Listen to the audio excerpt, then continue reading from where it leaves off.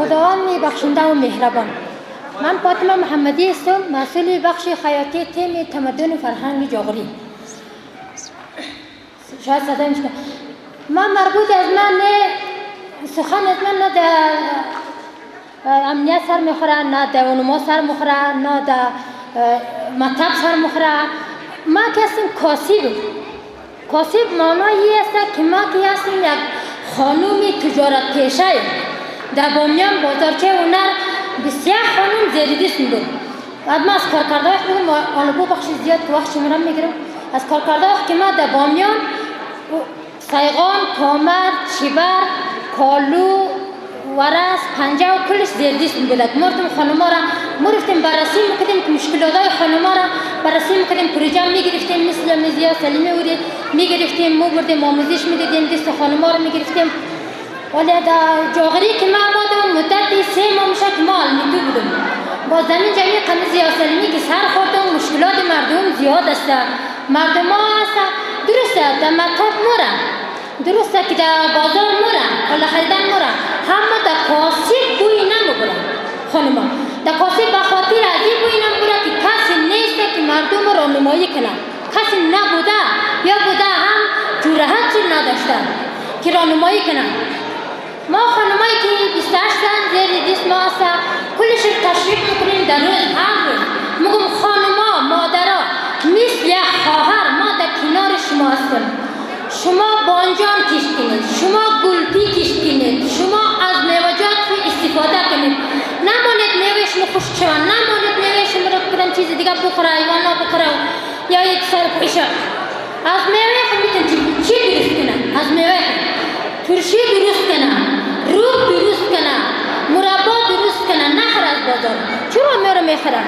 چرا در این زبطای میوهی که در جاغوری ما رفتیم 3 روز یک دیگر را در خانه بود، ما رفتیم پیدا همینطور دوره زدم گشتیم. خب مشکلات مردم همی بررسی کردیم، دانه دانه خانه های مردم بررسی کردیم، پیدا تک تنها این قول قریه رو نابلد بررسی کردیم.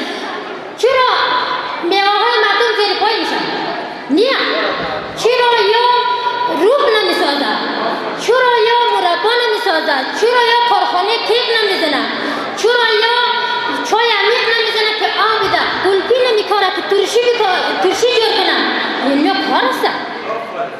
فقر مردم بگه فقر چی؟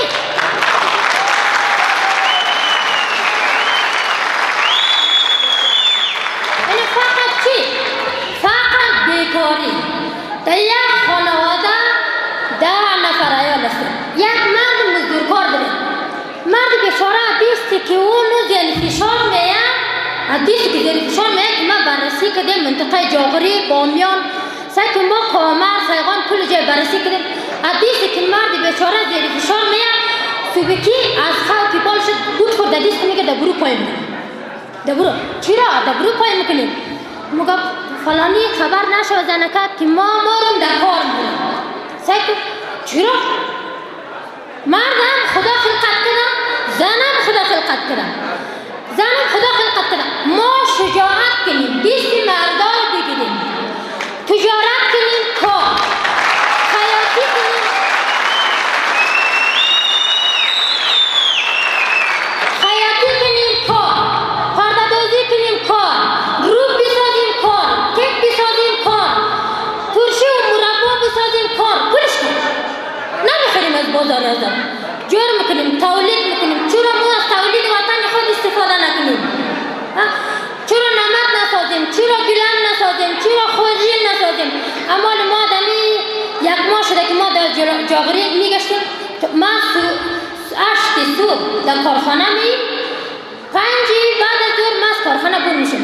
چکار میکنیم؟ با قش های سرپل بازار میگشتیم. چرا ما خورجین خودی ما تولید نکنیم؟ پشم داریم، زن وقت داره، چرا خودی ما تولید نکنیم؟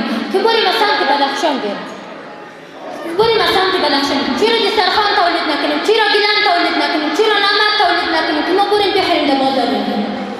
خب ما وقت شما نندیم برادر عزیز، ما سواد کافی نداریم. خب تجربه کاری ما جواز اتاق تجارت داریم، جواز آیسا داریم، جواز خیلی جوازات داریم، تقدیرنامه داریم از کار کرده خود. سواد کافی نداریم، سواد بسیار کم خوندیم. خب دیگه وقت شما نمیگیریم. خیلی خوش آمدید، خیلی از توجه شما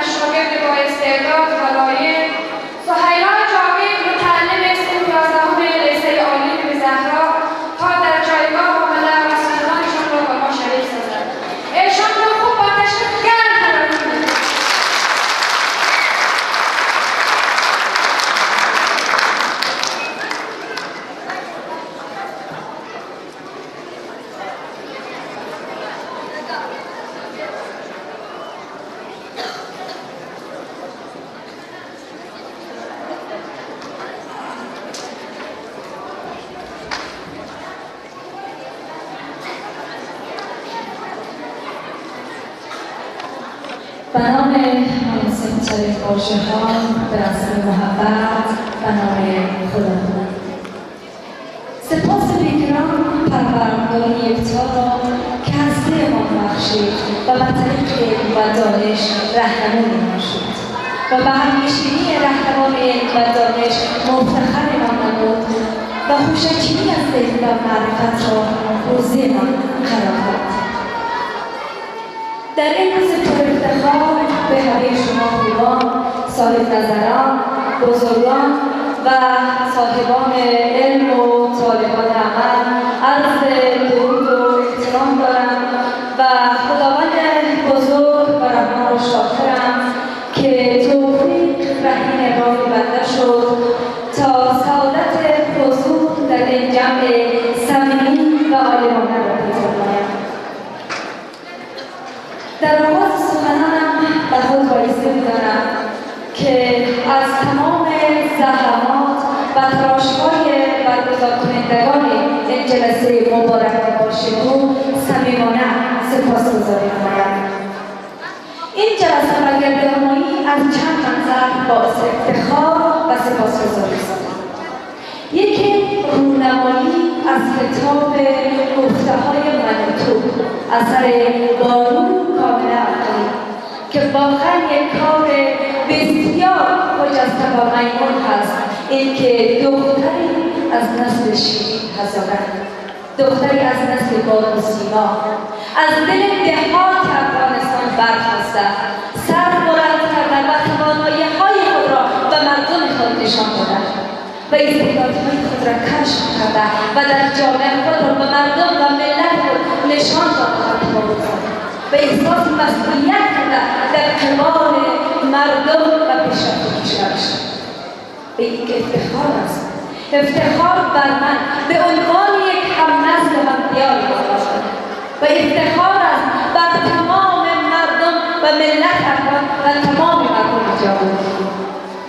و من افتخار می‌کنم به عنوان یک همنسل واقعی به این کار و فعالیت بسیار خوب هستیم.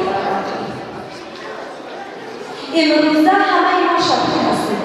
همه ما به چشم خود می‌بینیم که جوانان افغانستان به دلیل ناامنی‌ها، وضعیت نامناسب اجتماعی و اقتصادی، به دلیل جنگ، بیکاری، فقر و هزاران مشکل و بدبختی دیگر شوق و انگیزه خود را نسبت به تحصیل، نسبت به علم و دانش از دست دادند.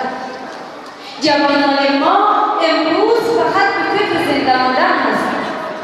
چون ما در کشوری زندگی می‌کنیم، چون ما در کشوری زندگی می‌کنیم که مردم آن به جز فقر و ذلت چیزی را تا هنوز در زندگی تجربه نکردند.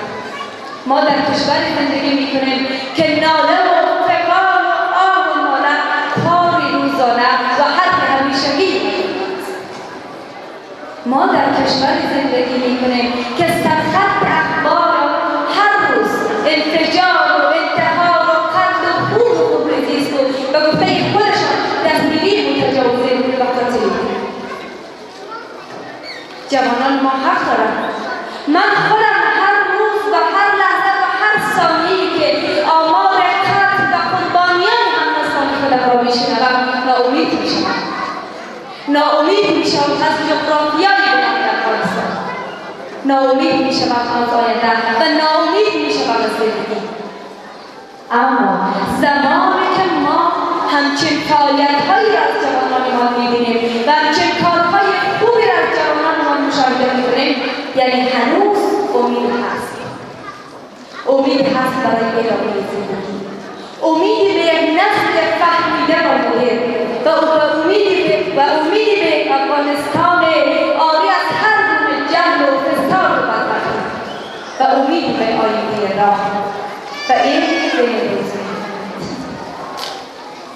و من به نوبه خود و به نمایندگی از شاگردان و اداره لیسه عالی بیبی زهرا از این کار و فعالیت دانشگاهی تقدیر و سپاسگزاری می‌نمایم و این موفقیت بزرگ را برشان تبریک می‌گویم.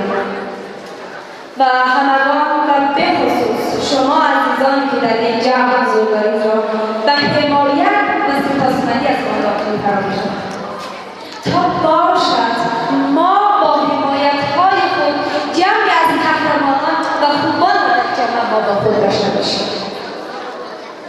و من مطمئنم که این کار بانوآفرین عواقب خوبی را در پی خواهد داشت و دیگر اهالی علم و قلم نیز به چنین کارهای خوبی دست خواهد زد و با قلمش جهان را تغییر خواهد داد، چون راه برای همگان باز است.